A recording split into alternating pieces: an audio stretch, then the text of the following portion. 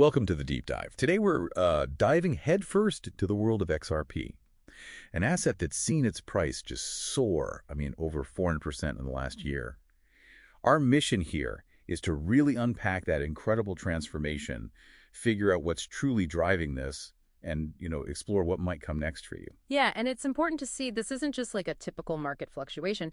It feels more like a profound re-rating of what XRP fundamentally represents. It sort of shifted from being, a speculative bet on a legal outcome to something more like a venture-style investment in Ripple, the company behind it. Right. And while it's now a top-tier asset, ranked number 4 by market cap, it is still below its 2018 all-time high, which kind of signals that the market is saying, okay, show us the proof now. They want tangible evidence of growth. That's a really powerful shift in perception. So, okay, let's unpack this. What's been the single biggest catalyst for this transformation for XRP? Oh, without a doubt, it was the definitive resolution of that multi-year legal fight with the SEC. That was back in 2025. Ripple's CEO, Brad Garlinghouse, basically just said, it's over. Just like that. Pretty much. A $50 million settlement, which honestly felt like a clear victory. It effectively removed that unlicensed security label that had been hanging over it. And that legal clarity was the green light for XRP to get relisted on major U.S. exchanges like Coinbase, places it had been shut out of for years. Yeah, and what's fascinating there is just how quickly institutions reacted once that clarity came through. We saw Grayscale bringing its XRP trust back online, and then this flurry, as people called it, of applications for spot XRP ETFs. From the big players, Grayscale again, Bitwise, Franklin Templeton. Yeah. Now, some analysts are throwing around like a 95% probability of approval for these ETFs. That sounds amazing. But are there any, lingering shadows or quirks that could still potentially derail these, even after we saw spot Bitcoin and Ethereum ETFs get approved earlier in 2025? It's a fair question. The SEC approval process always has its complexities, right? But the market's confidence, that 95% number, it really stems from the clear legal distinction the court made for XRP.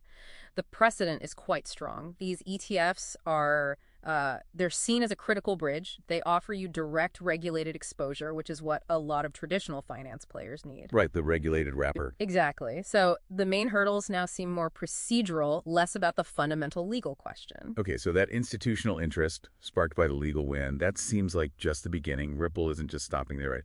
What's their audacious next move? How are they trying to really cement their place? Yeah, they're making a huge strategic pivot. It's pretty audacious, like you said. They're moving beyond just being a payments protocol company. They're actively trying to become a fully regulated crypto-native financial institution. That's the big play.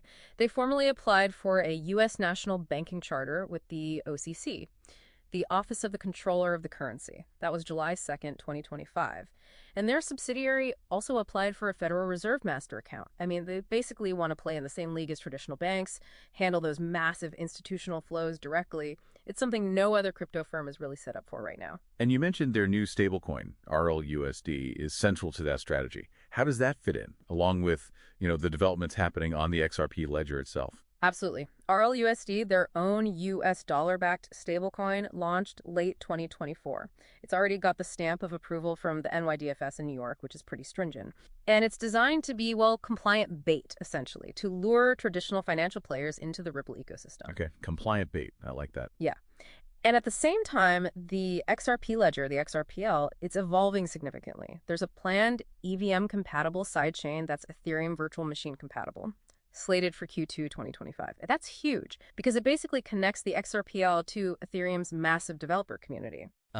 Opening it up. Right, meaning more complex DeFi apps, smart contracts, tailored for institutional use, can be built right on the XRPL. And then there are new token standards coming too. Multi-purpose tokens, MPTs. These are specifically for tokenizing real-world assets, RWAs. Think bonds, real estate, embedding XRPL even deeper into traditional finance. So it's way beyond just payments now. It's institutional DeFi, it's smart contracts, tokenizing real-world stuff. Now, XRP obviously has roots with Stellar, XLM, and competes with Hedera, HBAR in that kind of enterprise space. But Ripple's strategy here, it sounds pretty unique. How does it really differ from those guys? That's a good point. While there's overlap, Ripple's approach is distinct.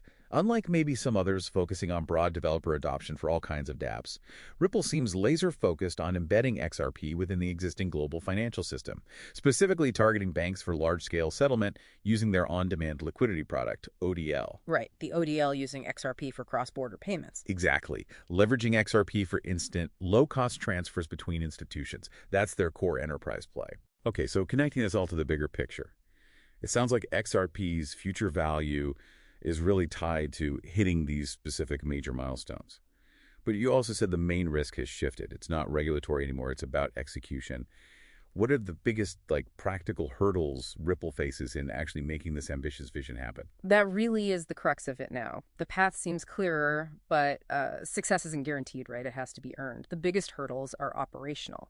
Can they integrate smoothly with the traditional financial system, which is complex and often slow to change? Can they actually secure that banking charter from the OCC? That's massive. And can they get real significant adoption for RLUSD and ODL from the big institutions? So it's about getting buy-in. Exactly. The predictions reflect this. You see ranges like $2-5 in 2025 if the ETFs get approved, but then you see potential numbers like $15-35 by 2030 if they get the banking charter and ODL really takes off. It all hinges on, well, flawless execution and convincing the traditional financial world to actually use this new bridge they're building. So the key takeaway for you listening to this deep dive: XRP's journey isn't over. It's just fundamentally shifted gears.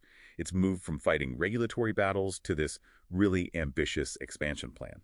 And like our sources put it, the path ahead is clear, but success is not guaranteed. It must be earned through execution. Absolutely. So keep a close eye on those vital signposts. The SEC decision on a spot XRP ETF.